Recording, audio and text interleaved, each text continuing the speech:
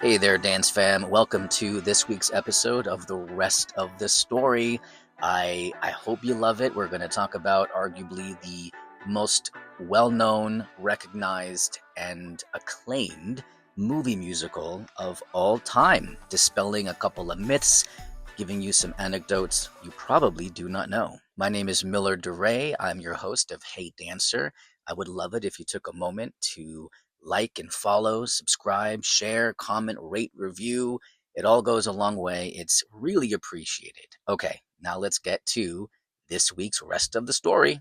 Singin' in the Rain is often called the greatest movie musical of all time.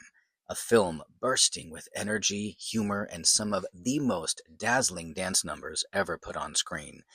It feels effortless, like pure magic, but the reality? The making of Singin' in the Rain was anything but effortless. From grueling rehearsals to last-minute cast changes, injuries, and behind-the-scenes struggles, the film's joyful spirit came at a cost. And while the finished product radiates fun, its creation was a test of endurance for nearly everyone involved.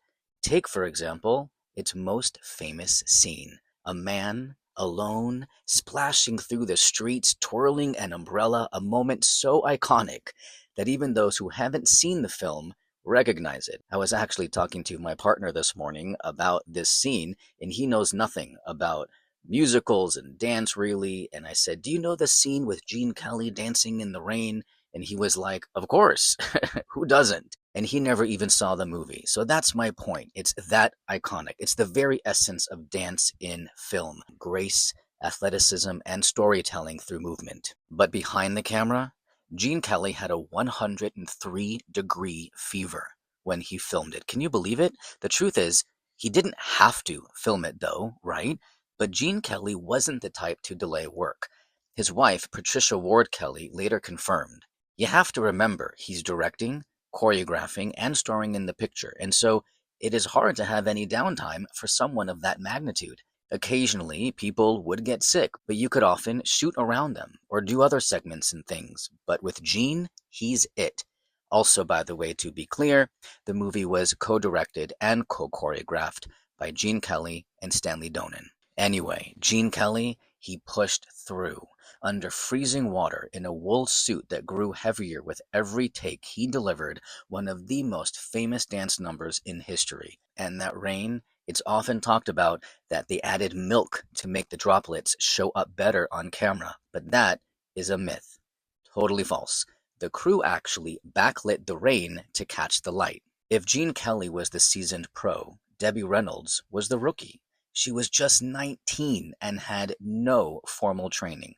But Kelly and Donen saw something in her, a natural screen presence, a spark. Still, she had to learn to dance fast. For 2 months, she trained 8 hours a day while filming. The number that nearly broke her?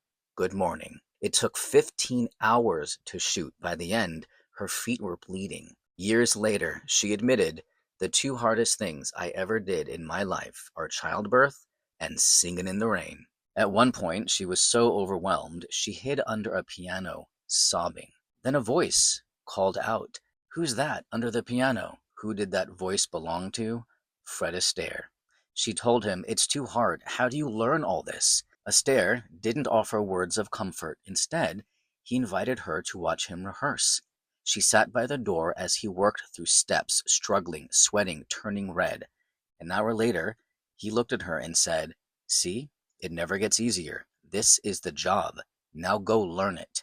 So she did. His words were a pivotal moment for her that she would recount years later often. Still, no amount of training could prepare her for one of the film's most stunning sequences. It was a dreamlike dance, a flowing dress, a statuesque woman beside Gene Kelly. But originally, that was supposed to be Debbie Reynolds. No matter how hard she trained, though, she wasn't ready.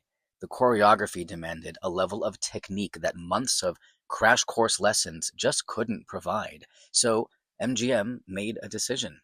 They brought in Sid Charisse.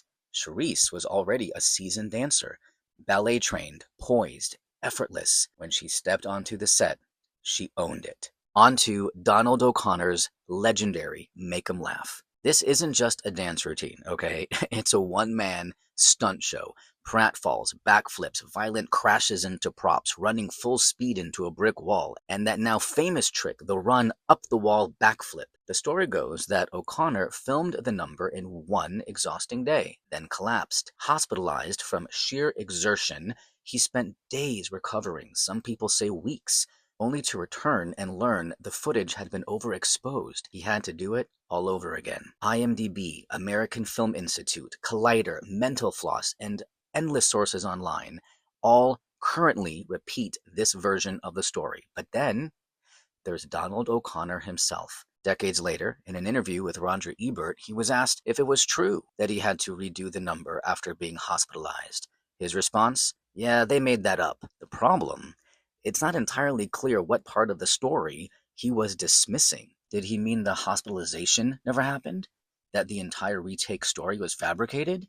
That some details were exaggerated? He never clarified. What he did say next, though, was interesting. Gene Kelly had to leave to film An American in Paris, so production was delayed. And while they waited, O'Connor, who was under contract with Universal and not MGM, actually got paid for the downtime, something that wasn't typical in studio contracts. So, what do we know for sure? We know the film was overexposed. We know Kelly told him he had to reshoot it. But the hospitalization part? That remains a question mark. Here's what I think. Kelly had obligations to An American in Paris and had to leave for a while. When he returned, the camera issue was discovered, and O'Connor had to do the scene, somehow, again. And that wall flip, by the way, O'Connor had done it before, years earlier in vaudeville. But by the time Singin' in the Rain rolled around, he needed help. So he recruited his brother Jack, a world-class acrobat, and Jack rigged him in a harness and retrained him until he got it back. So, was he hospitalized? Maybe not. But was he exhausted? Without a doubt. O'Connor later described just how brutal Make 'em Laugh was on his body. The set's cement floor, covered with a thin carpet, offered no cushioning. Every pratfall, flip, and crash landed hard. The intense physicality left him with rug burns all over his body, bruised knees, and a sore neck from repeatedly throwing himself to the ground. And in the end, he did it.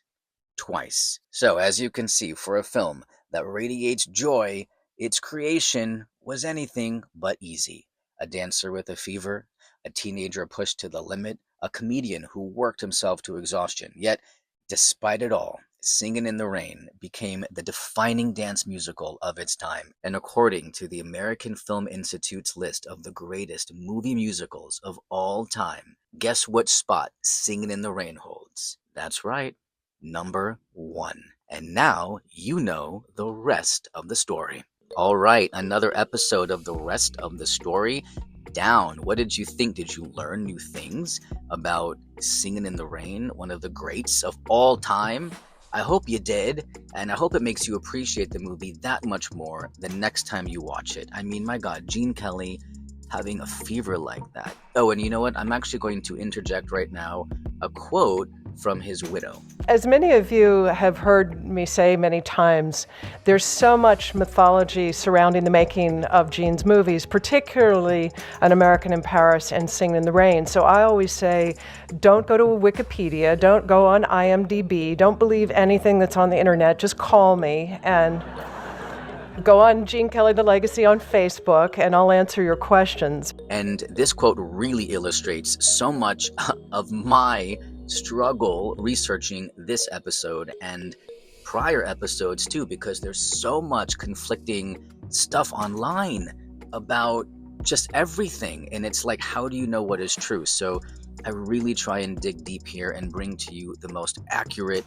information. You know, it's funny, even Debbie Reynolds herself, I watched endless interviews with her about this movie, and she at times says she was 17 years old when Fred Astaire caught her under the piano, when she was all sobbing and everything.